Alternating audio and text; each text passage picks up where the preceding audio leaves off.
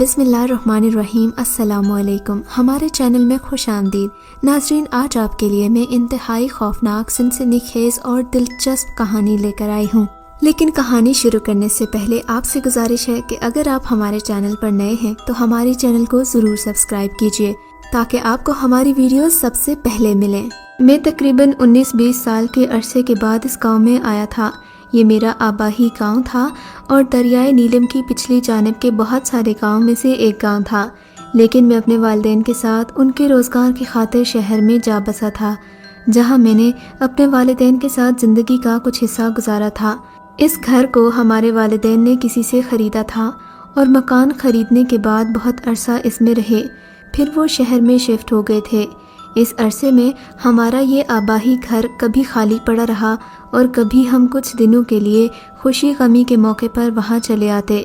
2 مرتبہ یہاں ہماری اجازت سے کچھ ضرورت مند خاندانوں نے وقت بھی گزارا تھا۔ ہم ایک ہی کمرہ استعمال کرتے تھے اور جاتے ہوئے تالا لگا کر جاتے تھے۔ باہر والے گیٹ کی چابیاں ہم ہمسائے کو دے جاتے تھے۔ یہاں کا رخ کیے ہوئے اب ہمیں ایک لمبی مدت گزر چکی تھی۔ اب بھی یہاں آ کر آباد ہونے کا کوئی ارادہ نہیں تھا اگر ملازمت کی مجبوری نہ ہوتی۔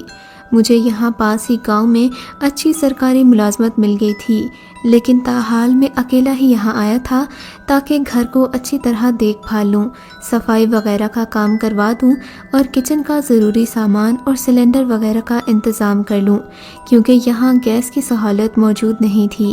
اس کے علاوہ کئی اور ضروری لوازمات پورے کرنے تھے جو یہاں پھر سے فیملی کے ساتھ آباد ہونے کے لیے بہت ضروری تھے۔ میرا آج اس آبائی گھر میں کافی مدت کے بعد پہلا دن تھا۔ میں لمبا سفر کر کے آیا تھا، لہٰذا آج کا دن تو تھکن دور کرنے میں ہی گزر جانا تھا، اس لیے میں نے سرسری سارے گھر کا جائزہ لیا۔ اس گھر کی حالت کافی خستہ ہو چکی تھی۔ تالا بھی ساتھ والے پڑوسیوں سے چابی لے کر کھولا تھا، جو کہ کافی تگ و دو کے بعد کھلا تھا۔ گاؤں کے لوگ بھی عجیب عجیب طرح کی باتیں کر رہے تھے، مگر میں نے پرواہ نہ کی اور تالا کھول کر اپنے گھر میں داخل ہو گیا۔ 3-4 کمرے ایک قطار میں بنے ہوئے تھے اور باقی صحن تھا جہاں پر سبز گھاس اگی ہوئی تھی۔ میں سخت تھک چکا تھا۔ میں نے اپنے استعمال والا کمرہ کھولا اور سامان ایک طرف رکھ دیا۔ کمرے کی ایک کھڑکی کھلی چھوڑ دی، جس کی وجہ سے اندر اتنا حبس نہیں تھا۔ میں نے ساری کھڑکیاں اور دروازے وغیرہ کھول دیے تاکہ اندر سے بدبو وغیرہ ختم ہو جائے۔ ایک پرانی سی چارپائی پڑی ہوئی تھی، اسے جھاڑ کر میں بغیر تکیے کے اس پر لیٹ گیا اور لمبی تان کر سو گیا۔ میری آنکھ اس وقت کھلی جب مجھے اپنے پاؤں پر اچانک گدگدی محسوس ہوئی۔ میں گھبرایا اور اٹھ کر بیٹھ گیا۔ میں نے ادھر ادھر دیکھا مگر مجھے کچھ نظر نہیں آیا۔ شام ہو رہی تھی۔ گاؤں کے ایک چھوٹے سے ہوٹل میں گیا اور وہاں سے کھانا لے کر آ گیا۔ رات ہوئی تو میں نے موم بتی جلا لی، کیونکہ یہاں بجلی کا نام و نشان نہیں تھا۔ ظاہر ہے کہ اتنے لمبے عرصے بعد کسی جگہ آؤ تو وہاں پہلے والے انسان نہیں ملتے، تو پھر یہ بجلی تھی۔ تقریباً ٹھنڈ ہی کا موسم تھا، اس لیے پنکھے کی ضرورت محسوس نہیں ہوئی۔ میں نے تھوڑا بہت ماحول کا جائزہ لیا، مگر اندھیرے کی وجہ سے کچھ خاص نظر نہ آیا۔ ویسے بھی موم بتی سے اتنی روشنی بھی نہیں ہوئی تھی کہ میں چیزوں کا بغور جائزہ لے سکوں۔ واپس اپنے کمرے میں آ گیا اور آئندہ کے لیے سوچنے لگا کہ یہاں سیٹلمنٹ کیسے کرنی ہے۔ شفٹ کرنے کے دوران میں نے کام سے 10 دن کی چھٹیاں لی ہوئی تھیں۔ ابھی میں مستقبل کے بارے میں سوچ ہی رہا تھا کہ سوچتے سوچتے میری آنکھ لگ گئی۔ جب میں سویا تو میں نے بہت ڈراؤنا خواب دیکھا کہ ایک مرد کسی عورت کو تیز دھار چھرے سے بڑی بہرحمی سے قتل کر رہا ہے۔ یہ اتنا دہشت ناک منظر تھا کہ میں ہڑبڑا کر اٹھ بیٹھا۔ میں نے اپنے آپ کو سنبھالا اور ارد گرد کا جائزہ لیا۔ پھر موبائل فون پر ٹائم دیکھا تو یہ رات کے تقریباً 2 بج گئے تھے، یعنی میں نے کافی آرام کر لیا تھا۔ باہر صحن کی طرف عجیب سی سرسراہٹ محسوس ہوئی۔ مجھے لگا کہ یہ درختوں کے پتوں کی سرسراہٹ ہے، لیکن تھوڑی دیر بعد مجھے عجیب سی سسکیوں کی آوازیں محسوس ہوئیں۔ میں حیران ہو گیا کہ یہ سب کیا چکر ہے۔ آدھی رات کے وقت صحن میں کون رو رہا ہے؟ میں تھوڑا گھبرا گیا مگر پھر ہمت کر کے صحن میں آ گیا۔ صحن کی بائیں طرف کونے میں اوپر چھت پر جانے کے لیے سیڑھیاں بنی ہوئی تھیں۔ इस जगह मुझे हल्की रोशनी और धुआं धुआं सा महसूस हुआ। पहली मोमबत्ती तो ख़त्म हो चुकी थी, लिहाजा मैंने एक नई मोमबत्ती जलाई और सीढ़ियों की तरफ बढ़ने लगा। जब सीढ़ियों के करीब पहुंचा तो मैं हैरान ही रह गया। लंबे स्याह बाल, सफ़ेद साड़ी में मलबूस एक औरत घुटनों पर सर रखे यहाँ रो रही थी। उसकी सिसकियों की आवाज़ साफ सुनी जा रही थी। खौफ से जैसे मुझ पर सकता ही तारी हो गया। मुझे यूँ लगा कि मेरे कदम ज़मीन पर गड़ गए हों। मैंने अपने हवास पर काबू पा लिया और हिम्मत करके पूछा, खातून कौन हो तुम? मैं बमुश्किल इतना ही बोल सका। मेरी ज़ुबान जामिद हो गई। उसने सिसकियाँ लेते हुए धीरे से सर उठाया। मेरा दिल तेज़ी से धड़क रहा था। मुझे लग रहा था कि ये कोई चुड़ैल बैठी है। गांव वालों के डराने के बाद ऐसे ख्याल मैंने अपने दिल में पाल लिए थे, मगर वो तो खूबसूरती और हुस्न जमाल का पैकर औरत थी। मैं उसे देखता ही रह गया था। मेरा नाम रोना है और मैं एक हिंदू लड़की हूँ। एक तवील अरसे से यहाँ मुकीम हूँ। ये सुनकर मैं हैरान हो गया। भगवान के लिए मेरी मदद करो, मैं बहुत दुखी हूँ। वो सर झुकाकर रोने लगी। इसके रोने में बेपनाह मासूमियत थी। यूँ लग रहा था जैसे कोई छोटी बच्ची हो। मुझसे रहा न गया। मैं बेइख्तियार इसके करीब होकर बैठ गया। यकदम मुझे लगा जैसे किसी बला ने मुझे अपने पंजों में दबोच लिया हो। मुझसे हिलना दो भर हो रहा था, मगर मैं ये समझ चुका था कि आधी रात को ऐसी मासूमियत किसी इंसानी वजूद की नहीं बल्कि जिनज़ादी ही की हो सकती है। मैंने इसकी गिरफ्त से ख़ुद को आज़ाद करवाने की बहुत कोशिश की, मगर इतनी मजबूत और भारी गिरफ्त थी कि छुड़ाना तो अलग बात, मैं तो हिल भी नहीं सकता था। वो मेरी गर्दन पर दबाव बढ़ा रही थी और मेरे करीब आ रही थी। अल्लाह ने मेरी मदद की। बेइख्तियार मेरी ज़ुबान पर आयतुल कुर्सी का वर्द जारी हो गया। मैंने ऊंची आवाज़ में आयतुल कुर्सी पढ़ना शुरू कर दी। उसने एक झटके से मुझे पीछे धकेला और गरज कर बोली, ये जो कुछ तुम पढ़ रहे हो इसको पढ़ना बंद कर दो, वरना मैं तुम्हारा बुरा हाल कर दूंगी। वैसे भी मुझे इस वक्त बहुत गुस्सा आया हुआ है।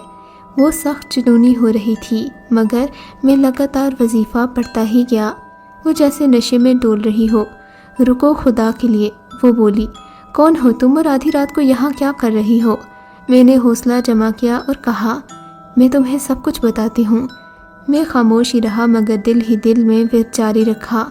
वो इस बात से बखूबी वाकिफ़ थी। अब दिल में पढ़ाई के साथ साथ मैंने ठीक ठाक कोर्स से उसका जायज़ा लिया। उसका चेहरा देखा। वो सर से पाँव तक बहुत खूबसूरत थी। उसकी इंतहाई खूबसूरत और गहरी आंखें थीं। उसका रूप ऐसा था कि उसे एक नज़र भी हटाना मुश्किल था। मेरा ताल्लुक़ रोना है और मैं जिन्नात के एक कबीले से ताल्लुक़ रखती हूँ। अपने कबीले की मैं सबसे हसीन जिनज़ादी हूँ। वैसे तो जिनज़ादियाँ हसीन ही होती हैं, मगर मेरे कबीले में मैं सबसे हसीन हूँ। हमारा ताल्लुक़ मुसलमान जिन्नात के कबीले से था, मगर फिर एक दिन मेरी ज़िंदगी में ऐसा वाक़या हुआ कि मेरी ज़िंदगी ही बदल गई। अपने कबीले के साथ मैं कहीं जा रही थी कि मैंने मंदिर के बाहर बहुत सारे लोगों को देखा। ये लोग मुझे निहायत खूबसूरत मालूम हुए, लिहाजा मैं अपने कबीले को छोड़कर इनके पीछे चली गई। शायद ये एक शादी की तकरीब थी। मुझे इन लोगों के शादी करने का अंदाज बहुत पसंद आया। उसी लम्हे मेरी नज़र एक नौजवान पर पड़ी। ये एक हिंदू नौजवान था और ये भी शादी में शिरकत करने के लिए आया हुआ था। मैं इसको देखते ही इस पर मर मिटी थी, मगर इसकी काली काली आंखों में एक अजीब सी कशिश थी। मैं जानती थी कि मैं जिनज़ादी हूँ और मेरी इससे शादी नहीं हो सकती, मगर फिर भी मैं उसके इश्क में गिरफ्तार होती चली गई। मैं चाहती थी कि वो भी मुझे उसी तरह मोहब्बत भरी नज़रों से देखे जैसे मैं उसे देखती हूँ। इसके लिए मुझे इंसान का रूप धारना था, मगर शायद एक हिंदू लड़की का रूप धारना था। बिलाखिर मैंने अपनी मोहब्बत के जुनून में आकर एक दिन एक लड़की की जान ले ली। उसकी रूह उसके जिस्म से परवाज़ कर गई थी। अब उसके जिस्म में मेरी रूह आ चुकी थी। मैं अपनी तमाम ताकतें खो चुकी थी और एक मुकम्मल इंसान का रूप धार चुकी थी।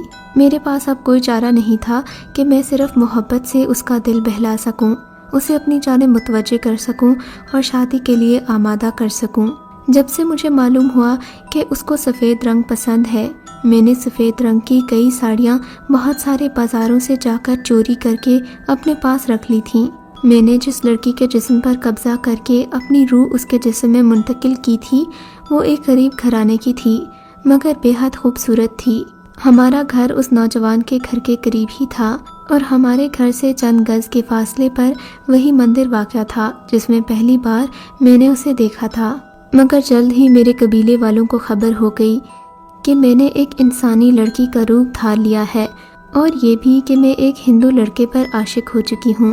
یہ بات میرے قبیلے والوں کے لیے بہت ہی زیادہ توہین کا باعث تھی۔ انہوں نے تو پہلے اپنا قاصد بھیج کر مجھے منانے کی کوشش کی مگر میں نے صاف انکار کر دیا کہ میرا جینا مرنا اب اسی جگہ پر ہے۔ میں اپنی زندگی اپنی محبت کے نام کرنا چاہتی ہوں مگر ان لوگوں نے میری ایک نہیں سنی۔ میری شادی زبردستی میرے ہی قبیلے کے ایک جنزادے سے کر دی مگر میں انسان بن چکی تھی۔ جبیل بہت ہی ظالم اور ضدی جنزادہ تھا۔ وہ مجھے دن رات سزائیں دیتا تھا، کہتا تھا کہ تمہیں قبیلے سے بغاوت کرنے کی سزا دوں گا۔ ایک دن اس نے مجھے بہت مارا پیٹا۔ میں اپنی ساری طاقتیں کھو چکی تھی اور اپنا بدلہ نہیں لے سکتی تھی لیکن اس کے اندر کی آگ اب بھی نہیں بجھی تھی۔ میرے قبیلے والے بھی اب میرا ساتھ نہیں دیتے تھے۔ ایک رات وہ آیا تو وہ بہت ہی غصے میں تھا۔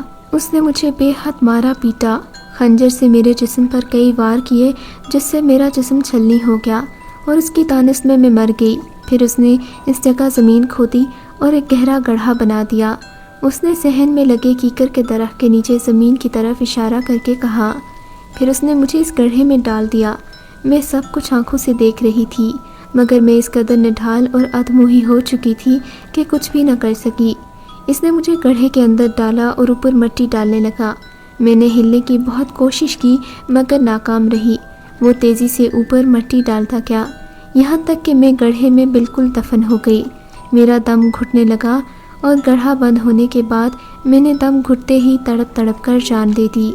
ہم لوگ اسی مکان میں آباد تھے۔ مجھے مارنے کے بعد میرا قبیلہ یہاں سے چلا گیا مگر میں آج بھی تڑپ رہی ہوں۔ میں یہ جگہ چھوڑ کر اسی مندر کے پاس جانا چاہتی ہوں جہاں میں نے اپنے خوابوں کے شہزادے کو دیکھا تھا۔